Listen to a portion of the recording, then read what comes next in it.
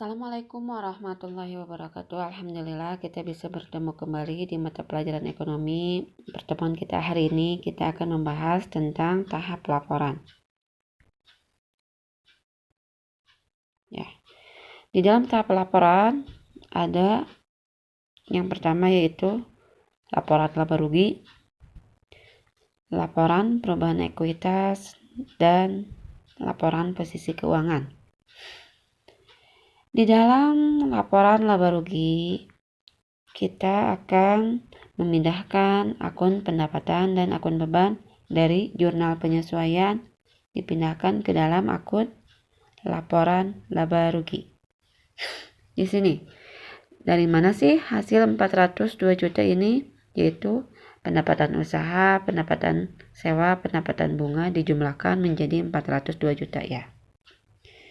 Berikutnya, yang dibutuhkan dalam laporan laba rugi ialah akun pendapatan. Semua akun pendapatan yang ada di dalam jurnal penyesuaian dipindahkan ke dalam laporan laba rugi, yaitu jumlahnya 246 juta ya. Nih. Setelah itu, kita pengen mengetahui kita itu laba atau rugi, maka jumlahkan antara jumlah pendapatan dengan jumlah dari beban. Ketika pendapatan itu, pendapatannya lebih besar ketimbang beban, maka perusahaan tersebut mendapatkan untung atau laba ya.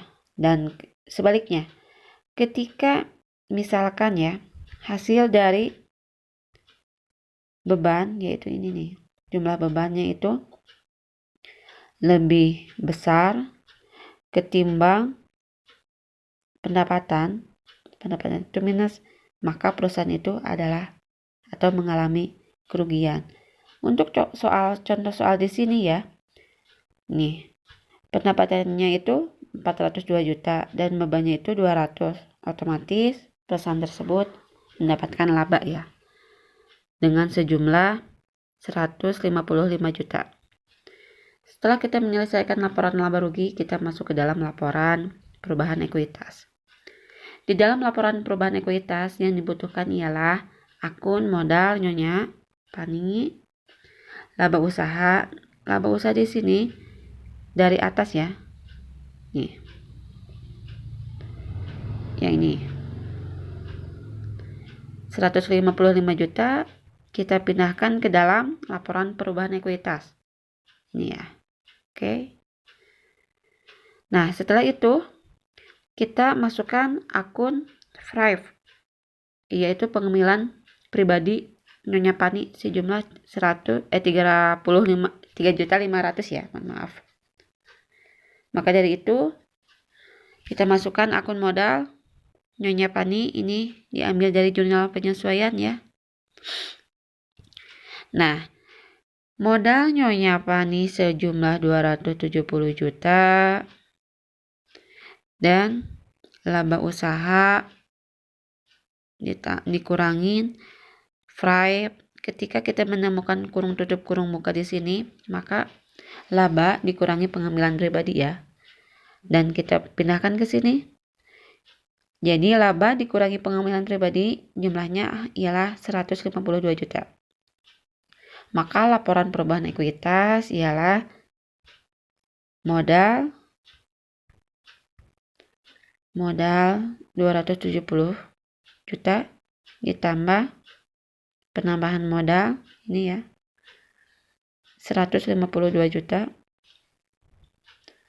Maka hasilnya itu dijumlahkan 270 ditambah 152. Maka laporan perubahan ekuitasnya itu ialah 422 juta. Oke. Setelah kita menyelesaikan laporan perubahan ekuitas, selanjutnya ialah laporan posisi keuangan. Di dalam laporan posisi keuangan ada 2 kolom yang kita isi, yaitu ada aktiva dan pasiva. Di dalam aktiva itu Di dalam aktiva ada aset lancar, ada aset tetap.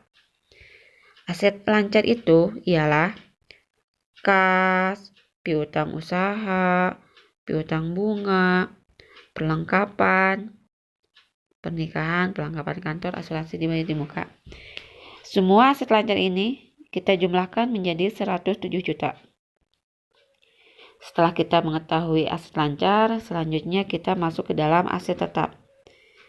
Di dalam aset tetap itu, di mana akun peralatan pernikahan ya. Nih, ini dikurangi akumulasi penyusutan, maka yang didapat adalah 166 juta. Berikutnya juga di dalam peralatan kantor dikurangi akumulasi penyusutan, maka yang didapat ialah 26 juta.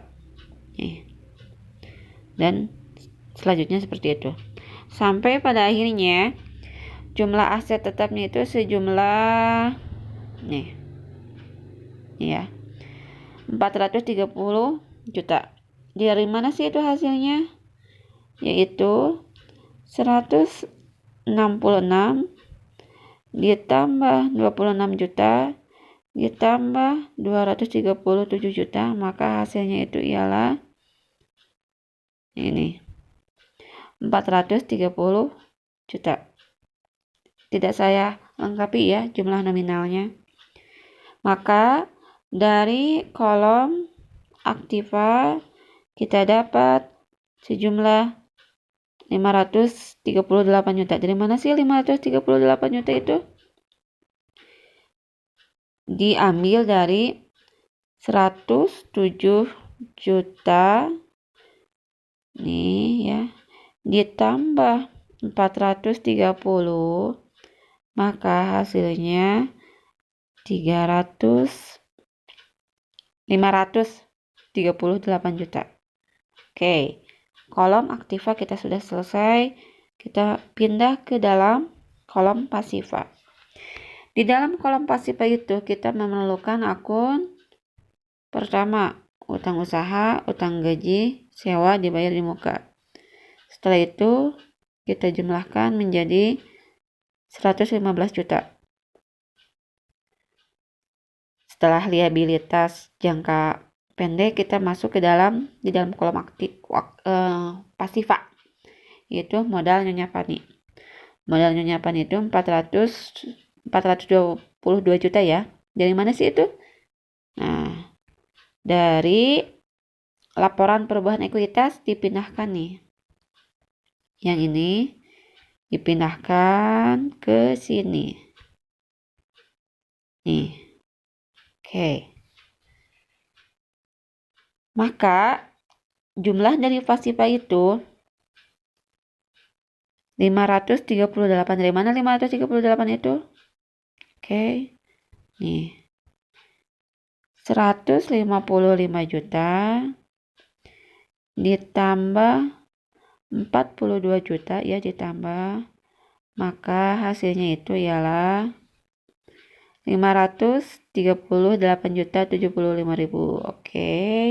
Berarti di sini ketika kita mengerjakan laporan posisi keuangan, ketika jumlah pasiva 538 juta sama dengan jumlah pasiva 538 juta juga.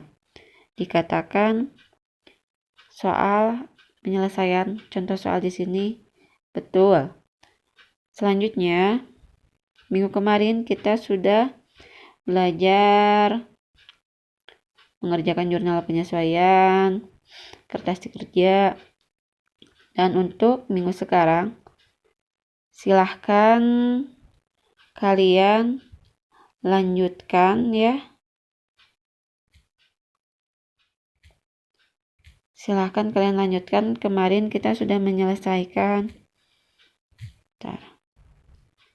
Kemarin kita sudah menyelesaikan kertas kerja. Selanjutnya kita menyelesaikan tahap pelaporan. Dari kertas kerja tinggal dipindahkan saja. Ikutin contohnya seperti yang di sini ya. Ada laporan laba rugi, perubahan ekuitas, dan laporan posisi keuangan. Sekian materi kita hari ini. Mohon maaf apabila ada salah penyebutan kata dan semoga bermanfaat. Apabila ada yang kurang paham, silakan bertanya dan Jafri. Semoga bermanfaat ilmu kita hari ini. Wassalamualaikum warahmatullahi wabarakatuh.